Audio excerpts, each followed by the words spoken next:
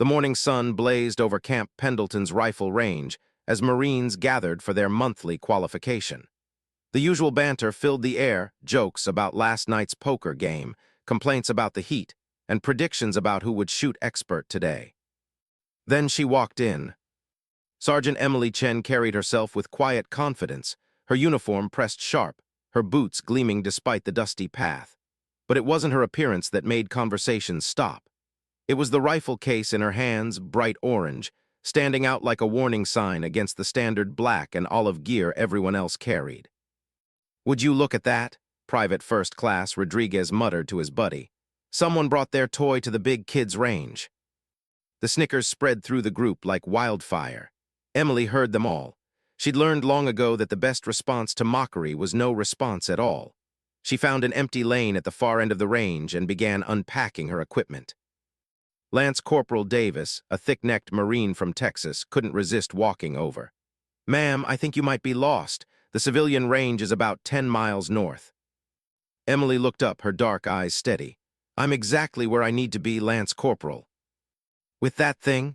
Davis pointed at the orange rifle she was assembling. It looked like something from a sporting goods store, not military issue.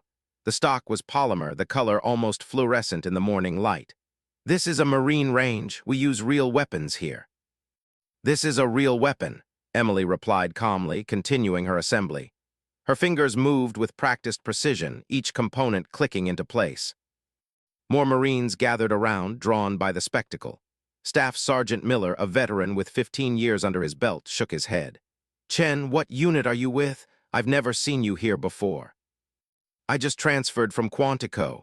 Intelligence Division," Emily answered, not looking up from her rifle. "Intelligence?" someone scoffed. "Figures. Desk jockeys always think they know everything about weapons because they read some manual."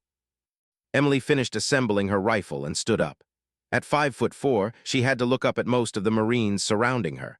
But there was something in her posture that didn't invite further comment, at least not to her face. As she walked to the ammunition station, the comments continued behind her. "Bet she can't hit the broadside of a barn. That orange thing probably shoots paintballs. Why would anyone bring something like that to a Marine range?" The range safety officer, a weathered gunnery sergeant named Thompson, watched the scene unfold from his tower. He'd seen this before, new transfers getting tested, especially women, especially those from non-combat roles. Usually he'd let it play out. Marines needed thick skin, but something about this situation made him pay closer attention. Emily returned with her ammunition, standard 5.56 NATO rounds, which surprised a few observers who expected something less serious. She loaded her first magazine with smooth, practiced motions. "All right, Chen," Davis called out loud enough for everyone to hear. "How about a friendly wager? You versus me, best grouping at 300 yards. Loser buys drinks for everyone here tonight." Emily paused, considering. She knew this game. Refuse and she'd be labeled a coward. Accept and she'd be playing into their hands. But there was a third option. "Counter offer," she said, her voice carrying clearly across the range. "We both shoot. If I lose, I buy drinks. If I win, you all stop commenting on my equipment and let me qualify in peace." "Deal," Davis said immediately, grinning. "But when you lose, we get to tell this story at every Marine gathering for the next year." Emily nodded once and returned to her lane. She placed her rifle on the bench and pulled out something else that made the Marines stare, a worn leather journal. She opened it, studied a page for several seconds, then closed it and set it aside. "What's that, your diary?" Rodriguez called out. Emily didn't respond. She was already settling into her shooting position, the orange rifle steady against her shoulder. Through her scope, she could see the target at 300 yards, a small black dot in a sea of tan earth. Gunnery Sergeant Thompson picked up his binoculars. There was something about the way she held that rifle, something familiar yet different. Her breathing was controlled, her body completely still except for the slight adjustment of her finger on the trigger. "Marines, you're about to learn something," Thompson muttered to himself, though no one heard him. Davis set up in the lane next to Emily, his standard-issue M4 looking properly military next to her orange rifle. He made a show of checking his weapon, adjusting his scope, making sure everyone saw how a real Marine prepared to shoot. "Ladies first," he said with a smirk. Emily didn't acknowledge the comment. She was already in another place, a place where only the target existed. Her world had narrowed to the crosshairs, the wind markers on the range flags, and the steady rhythm of her heartbeat. The range grew quiet. Even the mockers sensed something shifting in the air. Emily's finger began its slow squeeze, and the morning was about to become very interesting. The first shot cracked across the range like thunder. Emily's orange rifle kicked against her shoulder, but she absorbed it smoothly, already settling back for the second shot. 5 rounds, 5 precise breaks in the morning air, each following the other with mechanical rhythm. Davis fired his own string, confident and quick. His M4 barked with authority, the sound every Marine knew by heart. When he finished, he stood up and stretched, confident in his grouping. "Cease fire, cease fire," Gunnery Sergeant Thompson called from the tower. "Let's check those targets." As they waited for the all-clear to walk downrange, Davis noticed Emily pulling out that leather journal again. This time, he saw what she was writing: numbers, wind speeds, elevation adjustments. The kind of detailed notes he'd seen before, but where? "You know," Staff Sergeant Miller said, studying Emily more carefully, "that orange rifle looks familiar. I swear I've seen something like it somewhere." Emily continued writing, her face unreadable. Thompson's voice boomed again. "Range is clear, shooters, check your targets." The group walked the 300 yards together, Davis practically strutting, Emily walking with measured steps. As they approached the targets, Davis's confidence began to fade. His grouping was good, very good by Marine standards. 4 of his 5 shots clustered within a 6-inch circle, with one flyer just outside. It was the kind of shooting that would earn respect at any range. Then they looked at Emily's target. There was only one hole. "She missed 4 shots," Rodriguez laughed, but his laughter died when Thompson arrived with his spotting scope. "Take a closer look, Private," Thompson said, handing him the scope. Rodriguez peered through, then his face went pale. That's impossible." The single hole was perfectly round at the edges, but ragged in the center where 5 bullets had passed through almost the exact same point. The grouping was less than an inch. "Nobody shoots like that," Davis said, his voice hollow. "Not at 300 yards, not with iron sights." "I'm not using iron sights," Emily said quietly. "This scope is custom-built, the rifle too, every component chosen for a specific purpose." Miller stepped closer to Emily, studying her face. "Wait a minute, Chen. Emily Chen, you're not just any intelligence officer, are you?" Emily remained silent. "I knew I recognized that rifle," Miller continued, his voice growing excited. "Olympic Trials 2018. There was a Marine who made the shooting team with a custom orange rifle, said the color helped with visual focus or something. But then," he paused, his face changing, "you disappeared right before the Olympics. Everyone said you quit." "I didn't quit," Emily said softly, walking back toward the firing line. The group followed, suddenly seeing her differently. Davis looked uncomfortable, his earlier mockery hanging between them like smoke. Back at the range, Thompson climbed down from his tower. He walked straight to Emily, his expression serious. "Sergeant Chen, I need to see your service record." Emily pulled out her military ID and a folded document from her pocket. Thompson read it, his eyebrows rising with each line. "Gentlemen," Thompson announced, "you've been making fun of a Marine who has 17 confirmed kills as a sniper in Afghanistan, a Bronze Star with valor and a Purple Heart. She was selected for the Olympics before volunteering for a classified operation in Syria instead." The silence was deafening. Emily spoke into that silence, her voice steady but carrying years of weight. "This orange rifle, it was built by my father, a Marine gunsmith who died in Iraq when I was 15. He made it for competitive shooting, said the color would remind me to stand out, to never blend into the background just because others expected me to. I've carried it everywhere the Corps would let me." She turned to Davis. "Every Marine has their story, Lance Corporal. Every weapon has its purpose. You judged both of mine before learning either." Thompson pulled out a thick folder from his range bag. "There's more. Chen, the reason you were transferred here wasn't random. We have a situation." The Marines leaned in, all mockery forgotten. "There's been a series of threats against the base," Thompson continued. "Someone with serious training has been probing our defenses, testing response times. Intelligence thinks it might be an inside job, someone who knows our procedures." He handed Emily a photograph. This was taken by security cameras 3 nights ago. Someone took out 3 cameras with perfect shots from 800 yards. In the dark. The brass wants you to train a counter-sniper team, but they wanted to see if you still had the skills first. This was a test, Emily asked. Not the mockery, that was just Marines being Marines, Thompson said, shooting a hard look at Davis and the others. But yes, we needed to know if the stories about you were true. Emily studied the photograph, her trained eye picking out details others might miss.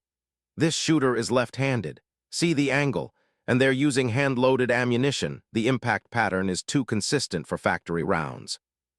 How can you know that from a photograph? Rodriguez asked, genuinely curious now. Because I've seen this before, Emily said, her face grave. In Syria, there was a sniper we called Ghost. British Special Forces went rogue if this is him. She didn't finish the sentence, but everyone understood. They were dealing with something far more dangerous than anyone had imagined. Thompson nodded grimly. That's why we need you, Chen, and we need that orange rifle of yours. Turns out, standing out might be exactly what saves lives here. Emily looked around at the Marines who had mocked her an hour ago. She saw embarrassment in some faces, respect in others, and fear in a few who understood what they were facing. I'll need a team, she said. People who can follow orders without question, who can lie still for hours, who can make impossible shots when lives depend on it. Davis stepped forward. Ma'am, I owe you an apology, and if you'll have me, I'm a decent shot when I'm not being an idiot. One by one, others volunteered. The orange rifle that had been a joke was now a symbol of something else, skill, determination, and the danger of assumptions. 3 weeks passed in intensive training. Emily's makeshift counter-sniper team had transformed from skeptics to believers. They called themselves Orange Watch, a name that started as a joke but stuck as a badge of honor. Emily stood before a wall of photographs and maps in a secure briefing room. Red strings connected various incidents, creating a web of patterns only she could fully understand. He's not just probing anymore, she told her team.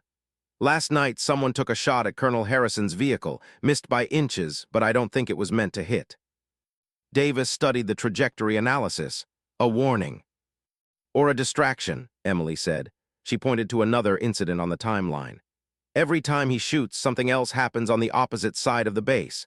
Supply trucks go missing. Security codes get changed. Someone's using the sniper as cover for something bigger. Private Rodriguez, who had become Emily's most dedicated student, raised his hand. Ma'am, why haven't we gone to NCIS with this? Emily exchanged glances with Thompson, who had joined them. Because we think someone in NCIS might be compromised. The shooter knows too much, moves too freely. The room fell silent as that sank in. Emily's phone buzzed. She read the message and her face went pale. There's been another shooting, the base commander's house. No one hurt, but... She showed them the photo that had just come through. A playing card, the Queen of Hearts, was pinned to a tree by a bullet. Below it, burned into the bark with something hot, were the words, Hello, Chen. He knows you're here, Miller said. He's always known, Emily replied. Ghost and I have history. In Syria, I took the shot that ended his killing spree. Hit his shoulder, destroyed his shooting arm, or so I thought. She walked to her equipment locker and pulled out her orange rifle. He blamed me for ending his career, said I'd robbed him of his purpose. Looks like he found a new one. That night, Emily positioned herself on the roof of the tallest building on base, her orange rifle deliberately visible. If Ghost wanted her, she'd make herself a target. But she wasn't alone. Her team was scattered across the base, each watching different angles, all connected by radio. Orange 1 in position, she whispered into her mic. Orange 2 ready, Davis responded from his post near the motor pool. One by one, the team checked in.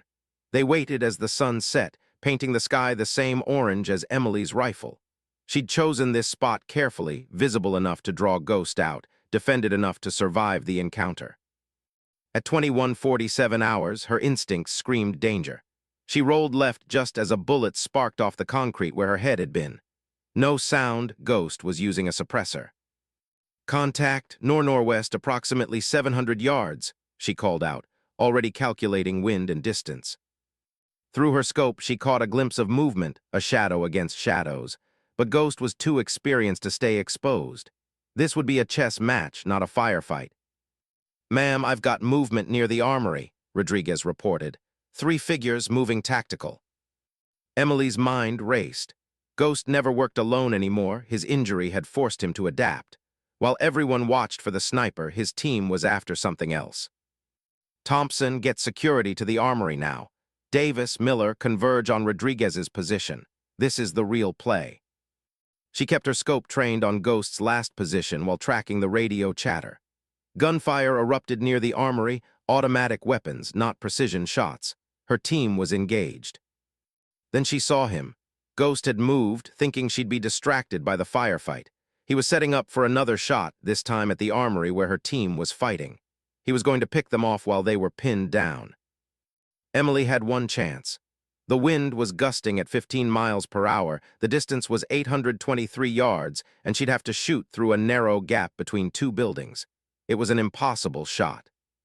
She pulled out her father's journal, now supplemented with her own notes. Years of data, thousands of shots, all leading to this moment. She made her calculations in seconds, adjusting her scope with practiced precision. Through her scope, she could see Ghost's rifle barrel emerging from his hide. In 5 seconds, he'd have a clear shot at Davis. Emily's world narrowed to the mechanical. Breathe in, half exhale, hold. The orange rifle steadied against her shoulder, her father's gift about to save Marine lives. She squeezed the trigger. The bullet flew through the night, threading between buildings, pushed and pulled by wind currents Emily had memorized over weeks of observation. It struck Ghost's rifle just as he was about to fire, sending the weapon spinning from his hands. "Shooter neutralized," Emily called out, already moving. Ghost would run now. Wounded pride was worse than wounded flesh for someone like him. The firefight at the armory was ending. Her team had held, though Rodriguez had taken a grazing shot to his arm. The 3 infiltrators were in custody, and base security was swarming the area. But Emily kept her scope on Ghost's position. Through the night vision attachment, she saw him stand, his destroyed rifle at his feet. He looked directly at her, though she was nearly 1,000 yards away. Slowly, deliberately, he saluted, a mockery of military respect. Then he held up another playing card, visible even at that distance through her scope. The King of Hearts, a message, the game wasn't over. As sirens wailed across the base, Emily lowered her orange rifle. She'd won this battle, but Ghost had escaped. Worse, he'd proven he could penetrate their defenses almost at will.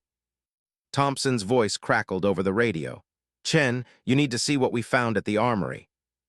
Emily made her way down, her rifle secured in its orange case. At the armory, Thompson led her to a secured weapons locker that had been forced open. "They weren't after regular weapons," Thompson said grimly. "This was our experimental weapons cache. They got 3 prototype guided bullets, the kind that can change direction mid-flight." Emily felt her blood chill. Ghost with guided bullets was like giving a master surgeon a scalpel that could cut through anything. "There's something else," Thompson added, handing her a sealed envelope that had been left in the locker. Her name was written on it in precise handwriting. Inside was a photograph from Syria, Emily and her spotter after the mission where she'd shot Ghost.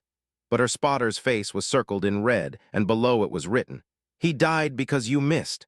Who dies next because you'll miss again?" Emily's hands trembled slightly. Her spotter, James, had been killed 2 months after that mission in an ambush everyone thought was random. Now she knew better. The base commander called an emergency meeting at 600. Emily stood before the assembled brass, her orange rifle case prominently displayed on the table, no longer hidden, now a symbol of the unique threat they faced. "Ghost, real name Marcus Webb, isn't just seeking revenge," Emily explained. "He's been hired. Someone wants those guided bullets tested, and they're using his vendetta against me as cover." Colonel Harrison leaned forward. "Who would hire him?" "Someone with access to our security protocols, our duty rosters, and our weapons inventory," Emily replied. "Someone on this base." The room erupted in discussion, but Emily raised her hand for silence. "I have a plan, but it requires putting my entire team at risk." She outlined her strategy. It was bold, dangerous, and relied on Ghost's ego, his need to prove he was still the superior marksman despite his injury. "You want to challenge him to a duel?" Harrison asked incredulously. "Not just any duel," Emily said. A public one tomorrow at noon on the main parade ground. He won't be able to resist, especially if we make it personal. Thompson understood immediately. You're going to wound his pride so badly he'll have to respond. Emily nodded. And when he does, we'll be ready. Every angle covered, every escape route blocked. He'll have to come alone, his ego won't let him do otherwise.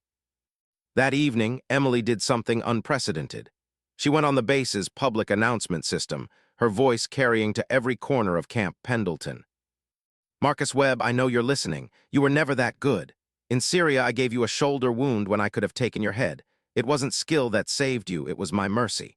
Tomorrow, noon, main parade ground. 1 shot each. Unless you're afraid an intelligence desk jockey with an orange toy rifle will embarrass you again. The challenge was set.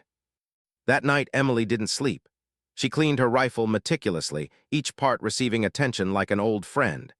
She read through her father's journal one more time, his notes about stance, breathing, and focus mixing with her own observations. Davis knocked on her door at 400. Ma'am, you don't have to do this alone. Yes, I do, Emily replied. But I'm not alone, you'll all be watching if something goes wrong. Nothing will go wrong, Davis interrupted. We've got your back just like you've had ours. By 1100, the parade ground was surrounded by Marines. Word had spread despite attempts to keep it quiet. The base commander had positioned sniper teams on every building, but Emily knew Ghost would expect that.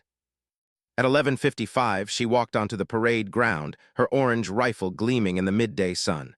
She stood in the center, exposed, vulnerable, waiting. At exactly noon, Ghost appeared.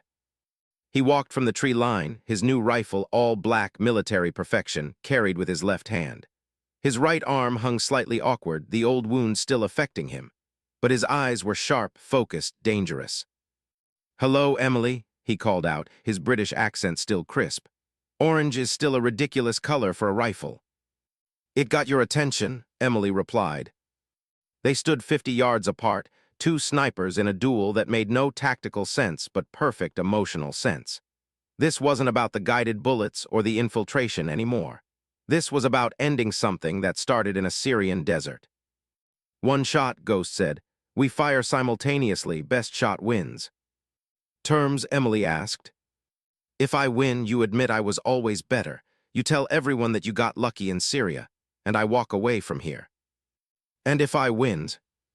Ghost smiled coldly. You won't, but if you do, I'll tell you who hired me, and I'll surrender. Emily noticed movement in her peripheral vision. Her team was in position, but something was wrong. Rodriguez was signaling frantically from his post. Before we begin, Ghost said, pulling out a device, you should know I've planted explosives in the barracks. Dead man's switch. If your snipers take me out, boom. The only way to disarm it is for one of us to win cleanly. The crowd of Marines stirred uneasily. This had just become much more than a duel. Emily's mind raced, but her voice remained calm. Then let's finish this. They both raised their rifles. At 50 yards, this should be easy for either of them, but Ghost was left-handed now, still adjusting, and Emily was shooting with the weight of hundreds of Marine lives on her shoulders. On 3, Ghost said, 1.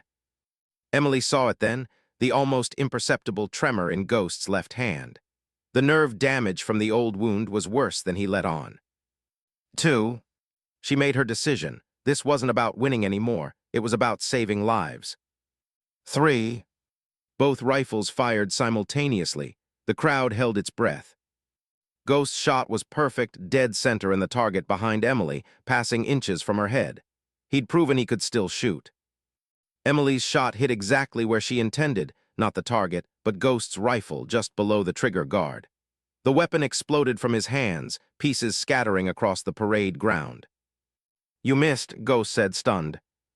No, Emily replied, walking toward him. I hit exactly what I aimed for, just like in Syria. I don't miss, Marcus, I choose. Ghost fell to his knees, understanding flooding his face. You could have killed me, both times. Yes. Why? Emily stood over him, her orange rifle lowered but ready. Because every life matters, even yours. That's what makes us different. You shoot to prove superiority. I shoot to protect. Ghost pulled out the dead man's switch, his thumb still on the button. For a moment, the entire base held its breath. Then he set it down gently and raised his hands. The explosives are fake. I needed to ensure a fair fight. As Marines swarmed to arrest him, Ghost called out one more time. Chen, you want to know who hired me? It was Major Daniels. Check his offshore accounts. The arrest of Major Daniels 2 hours later revealed a conspiracy to sell military weapons technology to foreign buyers. Ghost had been hired to test and steal the guided bullets, using his vendetta as cover. That evening, as the sun set over Camp Pendleton, Emily stood before the assembled Marines. Gunnery Sergeant Thompson called the formation to attention. "Present arms," he barked. Every Marine saluted as Emily walked past, her orange rifle case in hand. The mockery was gone, replaced by respect earned through skill, courage, and compassion. Colonel Harrison approached her. "Sergeant Chen, the Corps wants to offer you any position you want. Sniper school instructor, special operations, even officer candidate school." Emily looked at the orange rifle case, thinking of her father, of the lessons learned, of the lives saved. "Sir, I'd like to start a new training program, teaching Marines that the best shot isn't always the kill shot. That mercy requires more strength than violence, and that sometimes standing out is exactly what's needed."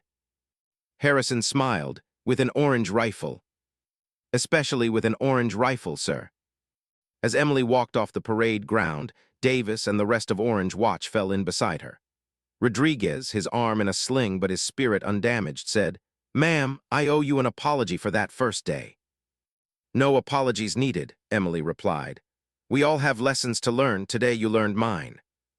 The orange rifle would become legend at Camp Pendleton, not because it was different, but because it represented something profound. That true strength comes from knowing when to shoot and when to show mercy, that standing out can save lives, and that the most powerful weapon any Marine carries is the wisdom to use their skills for protection, not just destruction. Years later, when new Marines would ask about the orange rifle displayed in the base museum, they'd hear the story of Sergeant Emily Chen, who faced down a master sniper not once but twice, and chose mercy both times. They'd learn that courage comes in many colors, and sometimes the bravest thing is to be exactly who you are, even when everyone else says you don't belong. The rifle stands there still, orange as a sunset, bright as courage, and proof that in the Marines, respect isn't given, it's earned. And Emily Chen earned every salute she ever received.